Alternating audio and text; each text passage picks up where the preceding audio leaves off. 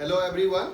तो अब हम लोग ट्रिगोनोमेट्री का तीसरा लेक्चर देखने जा रहे हैं। ठीक है, तुम जो अगर दूसरा और पहला लेक्चर नहीं देखा होगा तो तुम जाकर के पहले फर्स्ट और सेकंड लेक्चर देखो मेरे चैनल पर जाकर के, और फिर तीसरा लेक्चर्स तुम अभी जो हम करने जा रहे हैं उसको देखना।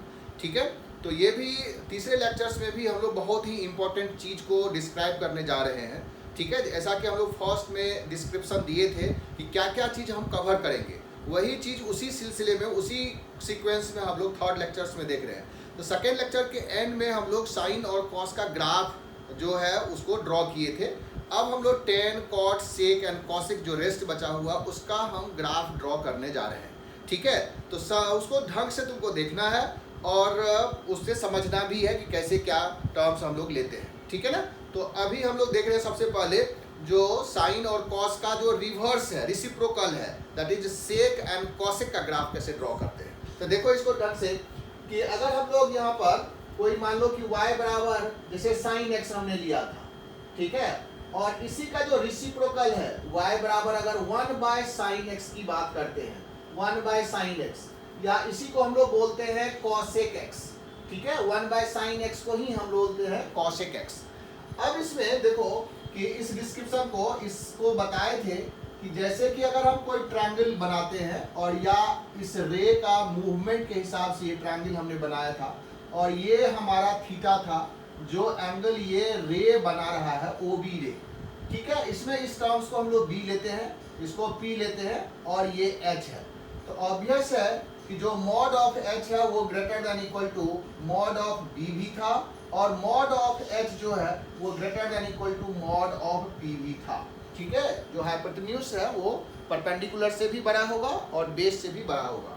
अब अगर हम कॉसेक की बात करें तो यहाँ से h बाय अगर b देखते हो, इसका जो मॉड है वो ग्रेटर देन इक्वल टू 1 होगा। सिमिलरली h बाय p, इसका जो मॉड है वो ग्रेटर देन इक्वल टू 1 होगा। h बाय b जो है वो शेक ऑफ थीटा था, शेक ऑफ थीटा का mod greater than equal to 1 है। सिमिलरली ये कॉसेक ऑफ थीटा है और इसका जो मॉड है वो ग्रेटर देन इक्वल टू 1 है। तुम याद करो जो हम लोग मॉडुलस फंक्शंस में पढ़े थे, अगर mod of something is greater than equal to 1, इसका मतलब है कि this quantity is greater than 1 और लेस देन -1। तो यहाँ से तुमको मिलेगा कि ये जो सेक थीटा है वो सेक थीटा या तो ग्रेटर देन इक्वल टू 1 होगा या सेक थीटा जो होगा वो लेस देन इक्वल टू -1 होगा। ये दो ब्रांच में ब्रेक हो जाएगा। सिमिलरली कॉसेक थीटा को अगर देखोगे तो इसमें होगा कि कॉसेक ऑफ थीटा जो है या तो ग्रेटर देन इक्वल टू 1 होगा या कॉसेक ऑफ थीटा जो होगा लेस देन इक्वल टू -1 होगा। ठीक है, दो ब्रांच में आ जाएगा। मतलब कॉसेक थीटा का वैल्यू -1 से 1 के बीच में लाई नहीं करता है, जो हम लोग रेंज में भी डिस्कस किए थे कि अगर y बराबर x है और फिर y बराबर 1/x है, तो 1/x जब हो जाता है और उस केस में x पर जो रेस्ट्रिक्शंस है उसके हिसाब से अगर देखोगे तो उसका जो रेंज था वो रिसिप्रोकल वाले रेंज में बताए थे। ठीक है, तो यहाँ पर भी वही है, साइन x का जो रेंज है वो -1 से 1 है और -1 से 1 उसका रिसिप्रोकल अगर तुम देखोगे तो क्या आ जाएगा, -∞ से -1 यूनियन 1 से ∞। तो सेक और कॉसेक थीटा का जो रेंज है या जो इसका वैल्यू है वो 1 से बड़ा होगा या -1 से छोटा होगा। इसको अगर हम लोग ग्राफ में देखें तो देखो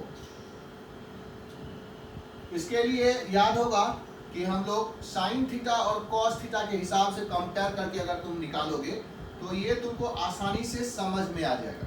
हम लोग ये -1 से 1 के बीच में साइन थीटा को अगर हम ड्रॉ किए तो इसमें π/2 पाई, ठीक है, 3π/2 एंड 2π कंसीडर किए थे for 1 cycle in anti clockwise direction. Similarly -π/2 -π -3π/2 left side में हमने ड्रॉ किया था for theta in the clockwise direction, that is 2π।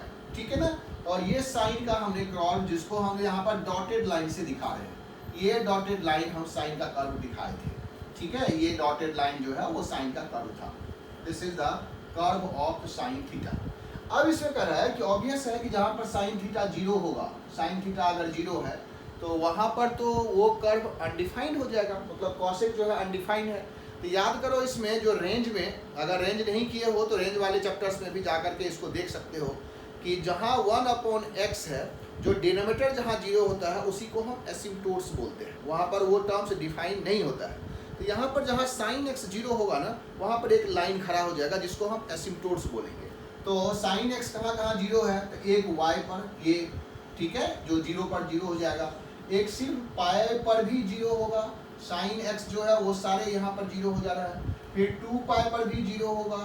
तो इस तरह से हम लोग लाइन ड्रॉ कर देते हैं जो कि एसिम्पटोट्स कहला रहा है, ठीक है। इस तरह से हम लोग लाइन ड्रॉ कर दिए। अब हमको देखना है कि साइन एक्स और कॉसेक एक्स बराबर कहाँ होगा। तो जब साइन थीटा का वैल्यू 1 हो जाएगा तो कॉस थीटा कॉसेक थीटा भी 1 हो जाएगा। साइन थीटा अगर 1 है तो 1/1। तो कह रहा है कि जहाँ π/2 है वहाँ पर तो दोनों वैल्यू बराबर है और ये दोनों लाइन एसिम्पटोट्स है और कॉसेक थीटा का वैल्यू 1 से बड़ा होना है। तो तुमको सिंपल ये देखना है कि ये जो साइन थीटा का कर्व है इसको तुमको पलट देना है, ठीक है ना, रिवर्स कर देना है।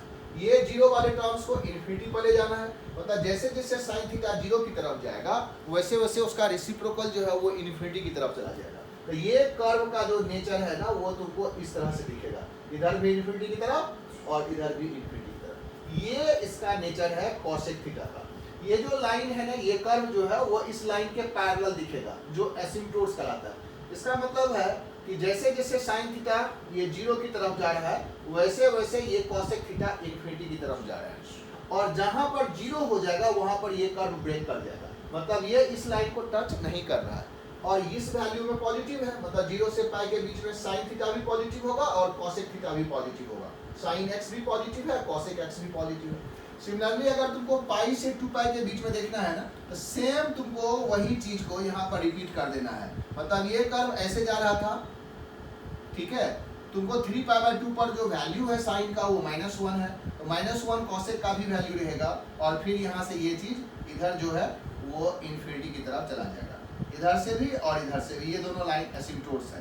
तो ये कर्व का नेचर हो जाएगा कॉसेक के केस में, मतलब यही कर्व रहेगा, ये कर्व का नेचर हो जाएगा this is the curve for cosec theta, ठीक है। -इन्फिनिटी से -1 आ गया, 1 से इन्फिनिटी चला गया। सिमिलरली इस रीजन में देखोगे तो यहाँ पर -1 होगा और फिर दोनों साइड ये इसका एसिम्पटोट्स बन जाएगा, इस तरह का नेचर होगा। फिर यहाँ पर भी हम देखेंगे तो सेम नेचर इस तरह से रिपीट कर जाता है। So this is the curve of cosec theta. इसमें भी तुम देखो कि ये एक पीरियोडिक फंक्शंस है, मतलब कॉसेक एक्स जो है वो भी किसी सर्टेन लेंथ के बाद रिपीट करता है। तो रिपीटेशन का अगर हम देखेंगे ना तो देखो कि इससे आगे अगर जाता तो यहाँ पर फिर से वही नेचर रिपीट होता, जो ये टर्म्स ये कर्व दिख रहा है वही यहाँ पर कर्व होता। कोई भी पॉइंट्स को तुम मैच कराओ, वहाँ से इस पॉइंट्स तक का जहाँ से नेचर रिपीट किया है उस पॉइंट्स का लेंथ अगर मेजर करोगे तो ये भी 2 पाई होगा। मतलब कॉसेक एक्स जो है ये भी एक पीरियोडिक फंक्शन है जिसका पीरियड 2 पाई ही है। मतलब 2 पाई के बाद फिर से ये रिपीट करेगा, 0 से लेकर के 2 पाई में जो तुमको कर्व दिख रहा है यही कर्व अब आगे कहाँ तक, इन्फिनिटी तक, और इधर भी -इन्फिनिटी तक सेम चीज रिपीट करेगा। जहाँ जहाँ मल्टीपल ऑफ पाई है, मल्टीपल ऑफ पाई है, क्योंकि साइन जो है वो मल्टीपल ऑफ पाई पर 0 हो जाता है, उसमें कॉसेक जो होगा वो डिफाइन नहीं होगा। यही इसका डोमेन भी है। डोमेन अगर हम बोलेंगे साइन एक्स का तो वो r है और कॉसेक एक्स का अगर डोमेन बोलेंगे तो उसमें से r में से n पाई माइनस हो जाएगा, ठीक है ना। सो डोमेन पता चल गया और रेंज जो है इसका वो -इन्फिनिटी से -1 यूनियन 1 से इन्फिनिटी है। This is the case for y बराबर कॉसेक एक्स। सिमिलरली अगर हम लोग y बराबर सेक एक्स की बात करेंगे, अब देखो इसी पर हम लोग सेक एक्स को ड्रॉ कर रहे हैं। अगर हम लोग सेक एक्स की बात करते हैं तो सपोज करो कि तुम ये कॉस ये साइन एक्स था, यहीं पर हम लोग कॉस एक्स की बात कर रहे हैं, ठीक है। कॉस एक्स जो होगा उसमें y बराबर अगर 1/cos x है तो वही हमारा सेक एक्स है। और cos x का जो कर्व ड्रॉ किए थे, अब याद करो cos x को, cos x हम लोग ऐसे ड्रॉ किए थे, ठीक है। ये कर्व था cos x का, ठीक है, ये यहाँ पर cos x था। This is the curve of cos x। जो डॉटेड लाइन में हम लोग दिखा रहे हैं वो cos x का कर्व था। एक कर्व पर हम दिखा रहे हैं इसीलिए कि तुमको समझ में आ जाएगा और कंपैरिजन तुम आराम से कर सकते हो, ठीक है ना। कंपैरिजन भी तुम कर सकते हो। ये जो कर्व है ना ये cos x का था, this is the case of cos x, ठीक है। ये cos x जो है उसको हम इवन फंक्शंस भी बोलते हैं। इवन फंक्शन मतलब जो y एक्सिस के अबाउट सिमेट्रिकल है, और sin x को ऑड फंक्शंस भी बोलते हैं। ऑड फंक्शंस मतलब जो अपोजिट क्वाड्रेंट में सिमेट्रिकल है। साइन एक्स जो है, जो फर्स्ट क्वाड्रेंट में नेचर होगा ना, वही सेम चीज जो है वो तुम्हारा थर्ड में दिख रहा है, सेम चीज थर्ड में दिख रहा है। लेकिन इसमें क्या होगा कि इसको मिरर मान लो, वाई एक्सिस को मिरर मान लो, तो वो जो तुमको राइट्स में दिख रहा है वही चीज हमारा लेफ्ट में है। सो कॉस एक्स को हम इवन फंक्शंस भी बोलते हैं। इवन फंक्शन ऐसे फंक्शंस को बोलते हैं जो वाई एक्सिस के अबाउट सिमेट्रिकल होता है, और ऑड फंक्शन वैसे फंक्शंस को बोलते हैं जो ओरिजिन के अबाउट सिमेट्रिकल होता है। ठीक है, तो यहाँ से हम ये चीज बताना चाह रहे थे कि जो cos x sec x का ग्राफ होगा वो भी चूंकि -∞ से -1 और 1 से ∞ के बीच में लाई कर रहा है, तो हम जैसा इसमें तुमको बताए थे वैसा ही के सेम टर्म्स सेक के लिए करेंगे, जैसे cos x के लिए। तो दोनों का वैल्यू बराबर कहाँ है, 0 पर। मतलब cos x अगर 0 है, x अगर 0 है तो cos x 1 है, तो sec x भी 1 होगा। तो ये पॉइंट्स तो सेम ही रहेगा। और जैसे जैसे cos x 0 की तरफ जा रहा है, मतलब π/2, तो वैसे वैसे अब क्या होगा, तुम π/2 के अलोंग ये लाइन ड्रॉ करो, π/2 के अलोंग ये लाइन ड्रॉ करो। इसको बोलते हैं हम लोग एसिम्प्टोट्स वाला लाइन। क्यों? क्योंकि ये π/2 और मल्टीपल ऑफ π/2 जहाँ जहाँ है वहाँ वहाँ तुम्हारा cos जो है वो 0 हो जाता है। जहाँ cos 0 हो जाएगा वहाँ पर sec डिफाइन नहीं होगा। तो sec x का जो डोमेन है, याद रखना, या इसको पहले भी हम लोग डिस्कस किए थे, sec x का जो डोमेन है उसमें से r में से ऑड मल्टीपल ऑफ π/2 को माइनस कर देते हैं। मतलब यहाँ पर जो थीटा है ना, वो हमारा जो बिलोंग्स करना चाहिए r minus odd multiple of π/2। ठीक है, तभी ये sec थीटा डिफाइन होगा। किसको हटाए? जहाँ पर cos 0 है। सिमिलरली cosec में क्या हटाए थे, इसमें जो थीटा होना चाहिए वो बिलोंग्स करना चाहिए r माइनस n पर। थीटा मतलब इसका डोमेन, थीटा जो हम इनपुट डालेंगे, थीटा जो हम इसमें पुट करेंगे, और उससे जो आउटपुट आएगा जिसको हम रेंज बोलते हैं, वो रेंज का ये है -∞ से -1 और 1 से ∞। यहाँ पर भी 1 से ∞, -∞ से -1। तो ग्राफ का जो नेचर होने वाला है, जहाँ पर दोनों बराबर है वहाँ पर उस पॉइंट्स को रखो। जैसे जैसे cos 0 हो रहा था वैसे वैसे ये ∞ की तरफ चला जाएगा। ये इसका एसिम्प्टोट्स वाला नेचर हो जाएगा। इस तरह से sec x का ग्राफ बन जाएगा। मतलब -π/2 से π/2 में देखो, -π/2 से π/2 का मतलब हो गया कि यहाँ से लेकर के यहाँ तक। ठीक है, इसको भी ध्यान रखना। -π/2 से π/2 का मतलब 0 से π/2 में और फिर 0 से -π/2 में, फर्स्ट क्वाड्रेंट में फिर फोर्थ क्वाड्रेंट में। तो याद होगा cos पॉजिटिव होता है, तो इस दोनों में cos पॉजिटिव है, इसलिए देखो कर्व का नेचर, कर्व पॉजिटिव हो गया। 1 से बड़ा कहाँ तक गया, ∞ तक। ठीक है, ये कर्व हो गया सेक का, ये कर्व हो गया सेक का। ठीक है, क्योंकि cos पॉजिटिव होगा तो सेक भी पॉजिटिव होगा।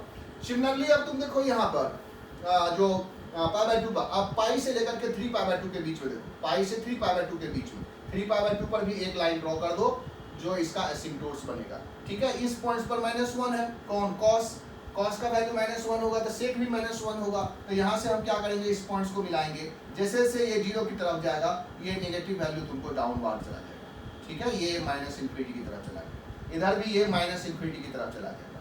ठीक है, इस तरह से हम कंपैरिजन करेंगे। सिमिलरली देखो, यहाँ से आ गया, यहाँ से यहाँ के बीच में देखो -π पर फिर से -1 होगा, और -1 पर ये जो वैल्यू होगा वो इधर चला जाएगा, और फिर ये जो है वो तुमको इधर चला जाएगा। This is the case for sec theta. ठीक है, ये कर्व है हमारा सेक थीटा का। जैसा हम cosec थीटा का बनाए थे वैसा ही सेक थीटा का कर्व है, बट उसमें क्या है, जो डिफरेंट क्वाड्रेंट है उसमें अलग अलग है। ठीक है, जो cosec था वो 0 से π में पॉजिटिव था, और ये जो है वो -π/2 से -π/2 के बीच में पॉजिटिव है।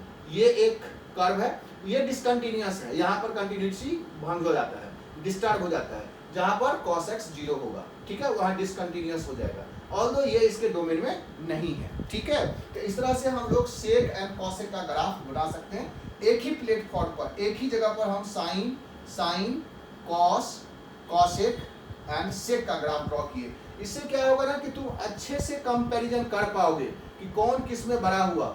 इस पे याद होगा कि जब कर्व इंक्रीज करता है, मतलब x जैसे जैसे बढ़ता है वैसे वैसे y बढ़ता है। तो यहाँ से देखो -π/2 से π/2 में साइन इंक्रीज किया, -π/2 से π/2 में ये धीरे धीरे इंक्रीज किया, और फिर π/2 से लेकर के 3π/2 तक ये डिक्रीज किया, 3π/2 से लेकर के 3π/2 तक में डिक्रीज किया, फिर यहाँ से ये इंक्रीज करता है। तो कभी कभी नहीं ये कंपैरिजन आता है, ऐसा बहुत सारा क्वेश्चन आएगा कि मान लो कि तुमको कह देगा कि sin of 1, sin of 2 और sin of 3, इसमें बताओ कि कौन बड़ा है। और कौन छोटा है, इसको ऑर्डर में तुम दिखाओ। 1 2 3 का मतलब क्या हुआ, रेडियन। ये रेडियन है। अगर हमको कोई डिग्री नहीं दिया हुआ है, ऊपर में कोई साइन नहीं दिया हुआ है, तो हम रेडियन मानते हैं। और इस रेडियन को पहले हम एंगल्स में कैसे कन्वर्ट करेंगे, कैसे कंपैरिजन करेंगे, तो तुम देखो पाई/2 का मतलब हो गया, या पाई का मतलब जो 3.14 वैल्यू है, पाई का मतलब 3.14 वैल्यू, 3.14 वैल्यू जो है ये तुम्हारा पाई है, ठीक है ना, 180 डिग्री के आसपास है।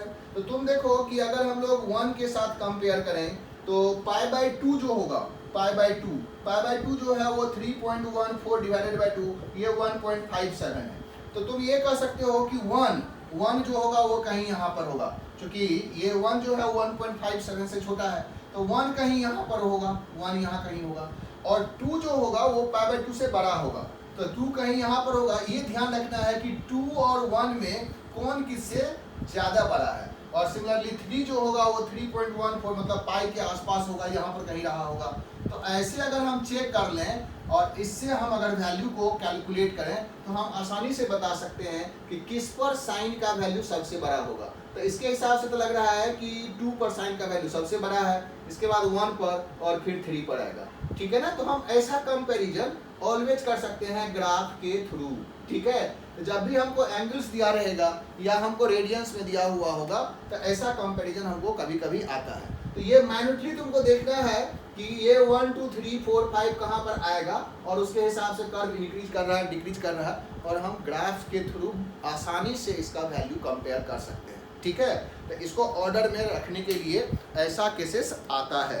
तो कभी भी इसमें डिस्टर्ब नहीं होना है और इस ग्राफ को ढंग से ऑब्जर्व करना है और इससे तुमको कैलकुलेट करना है, ठीक है। नेक्स्ट हम लोग देख रहे हैं tan and cot का, tan and cot का। तो देखो tan and cot के लिए क्या ग्राफ होगा। tan और cot जो है, जैसा हम लोग पहले भी देख चुके हैं, tan जो है वो sin बाय cos है और cot जो है वो cos बाय sin है। तो तुम्हें चूंकि इसमें p और b में कंपैरिजन नहीं है, यहाँ पर देखो जबकि h जो है वो p से भी बड़ा है और b से भी बड़ा है, बट हम p और b में कंपैरिजन नहीं कर सकते हैं। जब p और b का कंपैरिजन नहीं होगा तो उसका रेशियो कुछ भी हो सकता है। तो जब हम tan थीटा की बात करेंगे, tan थीटा ये बिलोंग्स टू r होगा, या cot थीटा की बात करेंगे तो ये भी बिलोंग्स टू r होगा। मतलब tan थीटा का जो रेंज है वो r है, cot थीटा का जो रेंज है वो r है, जबकि थीटा जो होगा वो डिपेंड करेगा। थीटा जो होगा वो चूंकि साइन बाय कॉस है, तो कॉस जहाँ 0 होगा उसको हम हटा देंगे, तो थीटा होना चाहिए r minus odd multiple of pi in case of cot थीटा। tan थीटा के लिए odd multiple of sine by cos, हाँ ठीक है, 2n + 1 × पाई/2। और सिमिलरली कॉस के लिए कॉस बाय साइन है, तो इसमें थीटा बिलोंग करेगा r - n/। ये इसका डोमेन हुआ, ये इसका रेंज हुआ, ये इसका डोमेन है, ये इसका रेंज है। जब हम डोमेन रेंज पता कर लिए तो फिर इसका ग्राफ बनाना वैसा ही है जैसा अभी हम लोग एक्सप्लेन किए थे कि हम लोग एक इंटरवल्स लेंगे 0, फिर पाई/2, फिर पाई, फिर 3 पाई/2, फिर 2 पाई। ये एक इंटरवल्स हम लोग लिया जो एंटी क्लॉक में हुआ। फिर एक लेंगे -पाई/2, -पाई, -3 पाई/2, फिर -2 पाई। ये इंटरवल्स हमने ड्रॉ किया। जहाँ पर ये डिफाइन नहीं है ना उसके अलोंग हम लाइन ड्रॉ कर देते हैं, याद होगा इसको बोलते हैं एसिम्प्टोट्स, ठीक है। ये पाई/2, फिर ये पाई, ये चूंकि दोनों कर्व ड्रॉ करेंगे इसीलिए हम सारे लाइंस पर ये लाइन ड्रॉ कर रहे हैं जहाँ जहाँ या तो साइन 0 है या कॉस 0 है, ठीक है। ये लाइन हमने ड्रॉ कर दिया, ये एसिम्प्टोट्स वाला लाइन हो गया, ठीक है। और आसानी से हम इस कर्व को अब बना सकते हैं। तो देखो ये y एक्सिस है, ये तुम्हारा x एक्सिस हो गया। हम लोग y बराबर अगर हम tan x की बात करें जो sin x by cos x है, जहाँ cos x 0 होगा वहाँ पर tan डिफाइन नहीं होगा। 0 पर sin 0 होता है इसलिए tan भी 0 होगा, और इस हिसाब से ये जो कर्व है वो इस तरह का नेचर ले लेता है, ठीक है। सिमिलरली 0 से -पाई/2 मतलब फोर्थ क्वाड्रेंट में चला गया, यहाँ निगेटिव होगा तो ये कर्व ऐसे आ जाएगा, ठीक है, ये ऐसा चला जाएगा। सिमिलरली पाई/2 से पाई के बीच में देखोगे तो ये दो एसिम्प्टोट्स हैं, तो यहाँ पर 0 होगा। ये पाई/2 से पाई मतलब सेकंड क्वाड्रेंट में साइन पॉजिटिव होगा बट कॉस नेगेटिव है, सो फाइनली tan नेगेटिव होगा, ऐसे आ गया। ये पाई से 3 पाई/2 में tan चूंकि पॉजिटिव होगा तो ये कर्व ऐसे चला जाएगा।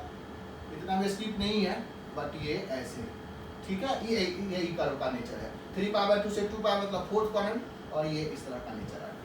ये कर्व का नेचर है tan x का। सिमिलरली पाई से माइनस पाई बाय 2 ये कर्व ऐसे चला जाएगा, ठीक है।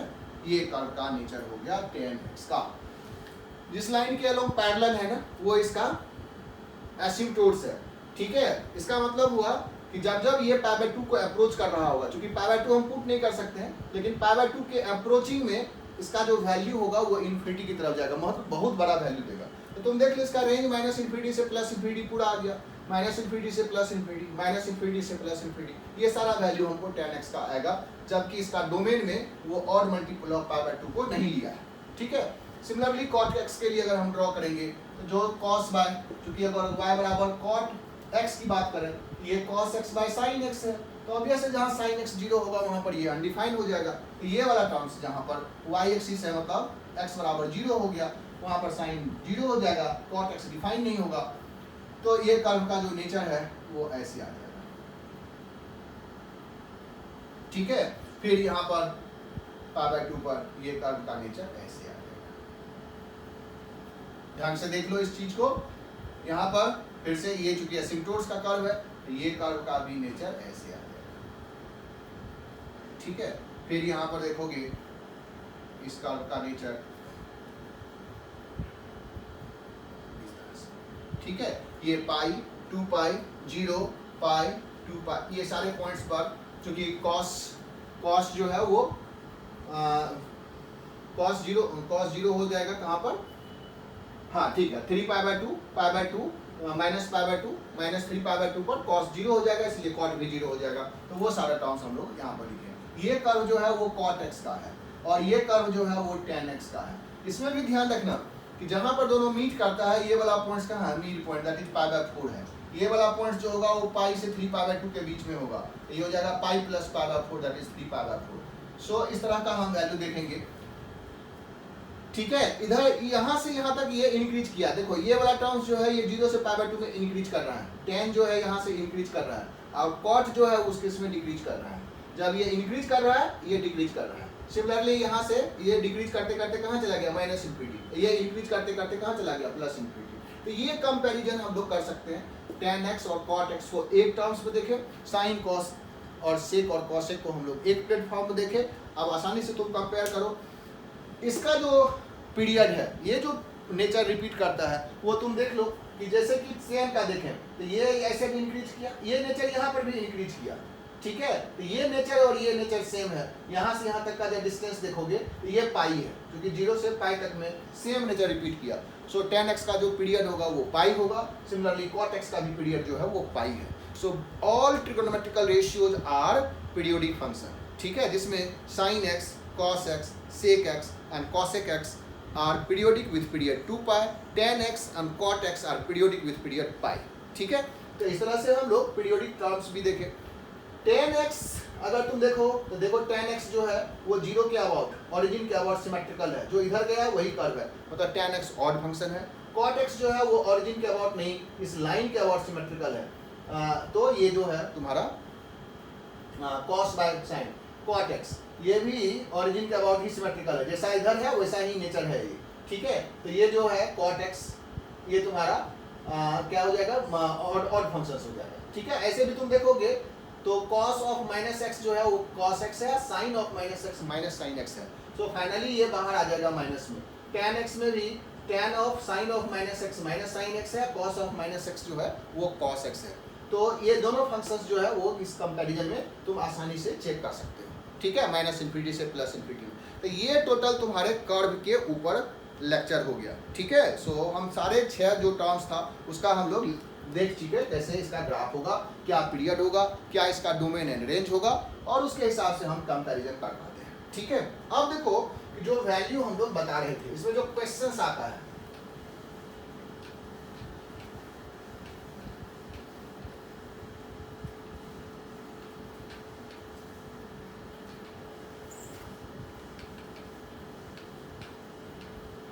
ठीक है, इसमें तुमको जनरली जो क्वेश्चंस आएगा, ऐसा क्वेश्चंस आ जाएगा कि मान लो कहेगा कि sin x जो है वो mod x बाई 10 है और बताओ इसका नंबर ऑफ रूट्स क्या होगा, ठीक है। ऐसे कि sin x is equal to mod x by 10 है, सपोज करो। कहेगा कि कितना x है जो इसको सेटिस्फाई कर सकता है, टोटल नंबर ऑफ सॉल्यूशंस कितना होगा। देखो जब भी ये साइन x और इधर x एक अलजेब्रिक एक ट्रिगोनोमेट्रिकल है, तो कभी भी तुमको ये सॉल्व अलजेब्रिक इक्वेशंस टाइप का नहीं होगा। ऐसे केसेस में तुमको हमेशा ग्राफिकल सॉल्यूशंस करना होगा। अगर ग्राफ नहीं आएगा तो फिर ये क्वेश्चंस नहीं बन पाएगा, ठीक है ना। तो इधर का जो ग्राफ है उसको भी बना लेंगे, इधर का जो ग्राफ है उसको भी बना लेंगे। अब दोनों ग्राफ का जहां पर इंटरसेक्शन पॉइंट होगा, मतलब वहां पर दोनों बराबर हो रहा है, तो दोनों को उसको काउंट कर लो कितना नंबर ऑफ इंटरसेक्शन पॉइंट हो रहा है, वही टोटल नंबर ऑफ सॉल्यूशंस होगा। इसमें सॉल्यूशन नहीं पूछ करके हमेशा नंबर ऑफ सॉल्यूशंस की बात करता है, ठीक है। क्योंकि ये एग्जैक्ट एक्स का वैल्यू तुम नहीं निकाल पाओगे, क्योंकि इधर अलजेब्रिक है और इधर ट्रिगोनोमेट्रिकल है। तो देखो क्या क्या कैसे हम निकाल सकते हैं इसका। तो हम क्या करेंगे, साइन एक्स का ग्राफ ड्रॉ कर देंगे।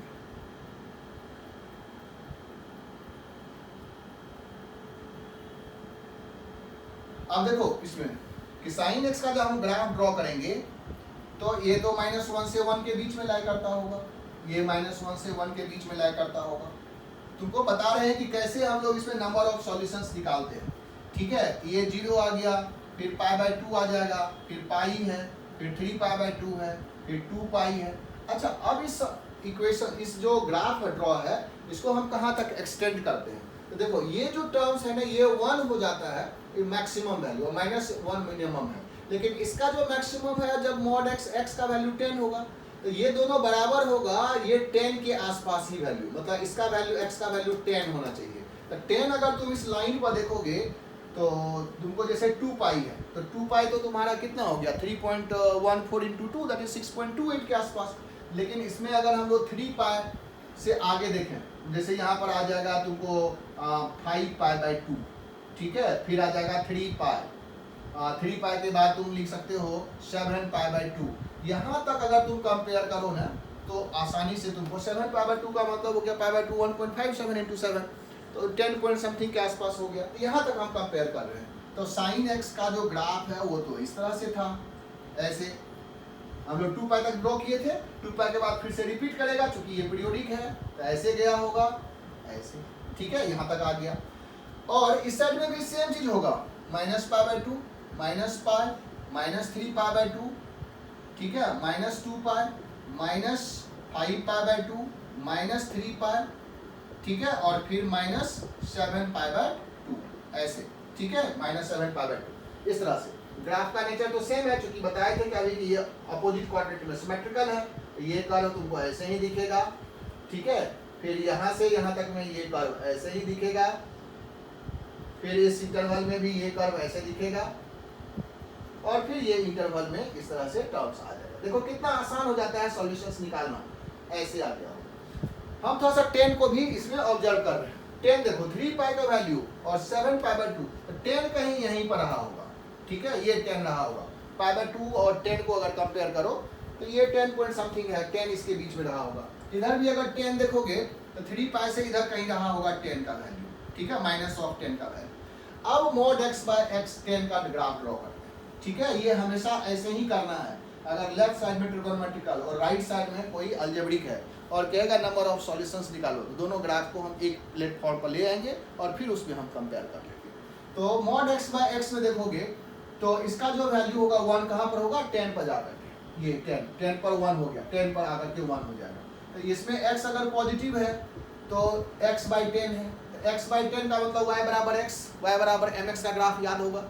इसका स्लोप कितना हो गया, ये y = 1/10 × x, तो स्लोप इसका 1/10 है। कहाँ पर 1 को अप्रोच करेगा, ये 1 है, ये -1 है, तो 1 कहाँ पर जाएगा, जब 10 होगा। तो मतलब ये कर्व ऐसे फ्लैट होते हुए ये कहाँ पर 1 को पास किया, जहाँ पर 10 है, 10 पर आकर के ये 1 हो गया होगा, ठीक है ना। ये लाइन है y = mx जो है वो तुम्हारा ओरिजिन से पास करने वाला लाइन है। तो 10 पर आकर के 1 को अप्रोच किया होगा, 1 हो गया होगा, तो ये 1 के इसके बाद जो है वो कर्व ऊपर चला जाएगा, 1 से ऊपर वैल्यू देगा। सिमिलरली चूंकि mod लगा हुआ था, जब x निगेटिव होगा तो ये -x/10 होगा, y = -x का ग्राफ ऐसे जाता है निगेटिव की तरफ, तो निगेटिव की तरफ जाएगा। लेकिन ये mod था ना, तो x तो खुद निगेटिव है, तो कुल मिलाकर के ये तो पॉजिटिव ही रहा होगा, तो पॉजिटिव ऊपर में ही ग्राफ होगा, और ये यहाँ पर आकर के 1 को अप्रोच किया होगा। सो इस तरह से ऐसे कर्व आएगा और यहाँ पर ये 1 को चला गया। हमें क्या पूछ रहा था, टोटल नंबर ऑफ सॉल्यूशंस। कैसे निकालना है, तो दोनों का इंटरसेक्शन पॉइंट काउंट करना है। पॉजिटिव साइड में देखो, एक सॉल्यूशन यहाँ आ गया, दूसरा सॉल्यूशन, तीसरा सॉल्यूशन, चौथा सॉल्यूशन, इधर आया होगा पांचवा सॉल्यूशन, ये आ गया छठा सॉल्यूशन। ये दोनों मैच नहीं करेगा क्योंकि 7π/2 पर ये गया होगा 1, ये तो पहले ही 1 पर क्रॉस कर गया ना, इसका मतलब टोटल नंबर ऑफ सॉल्यूशंस कितना हो गया, 1 2 3 4 5 6, so total number of solution is 6। सो इस तरह से हम नंबर ऑफ सॉल्यूशंस इसमें कैलकुलेट करते हैं। ग्राफ का यही फायदा है, ठीक है। या तो हम कंपैरिजन करेंगे या नहीं तो हम क्या करेंगे, उस ग्राफ से नंबर ऑफ सॉल्यूशंस कैलकुलेट करेंगे, ठीक है। इस तरह का बहुत सारा क्वेश्चंस तुमको करना है। कंपैरिजन करो साइन का, कॉस का, टेन का, सेक का, कॉसेक का, और ग्राफ से तुम आसानी से ये कंपैरिजन कर सकते हो, ठीक है। तो ये टोटल तुम्हारा रह गया जो ग्राफिकल सॉल्यूशंस हम कैसे करते हैं, ठीक है। तो हम नेक्स्ट लेक्चर में फिर से इस चीज को एक्सप्रेस करेंगे, इसको जो कंपाउंड एंगल सब का फार्मूला है, ठीक है। ये चीज क्लियर हो रहा है, ठीक है ना। तो हम लोग अभी इस चीज को ऑब्जर्व करो, इसको पढ़ो और इस पर क्वेश्चंस करो, फिर हम लोग नेक्स्ट वीडियो लेक्चर्स में हम लोग इसको एक्सप्लेन करेंगे दूसरे पार्ट्स को, ठीक है। Okay, take care. एक अनाउंसमेंट और भी कर दे रहे हैं, अगर हम तुमको कोई चीज और जानना और समझना है, बाय द वे किसी को कुछ पढ़ना भी है तो हम सेपरेटली भी पढ़ा देते हैं, ठीक है। तुमको अगर हमसे अलग से पढ़ना हो, अलग से ऑनलाइन क्लासेस लेना हो, तो हम ऑनलाइन क्लासेस देते हैं, ठीक है। हमको तुम अलग से तुम फोन कर सकते हो। फोन नंबर तुमको हम पहले भी बताए होंगे, फिर से लिख लो कि 9999880402। तुम्हारे किसी भी फ्रेंड्स को, किसी को भी अगर मैथमेटिक्स में कोई प्रॉब्लम हो, उसको पढ़ना हो, सेपरेटली तुमको पढ़ना हो, ठीक है, कुछ चीज़ जानना हो, तो इस नंबर पर हमको व्हाट्सएप कर दो, हम तुमको ज्वाइन करवा लेंगे अपने क्लास में, हाँ, ठीक है। हम सेपरेटली भी पढ़ाते हैं और उसमें तुमको अच्छे से और भी चीज़ें जो भी तुमको दिक्कत हो रहा होगा उसको हम एक्सप्लेन कर देंगे, ठीक है ना। Okay, take care, bye.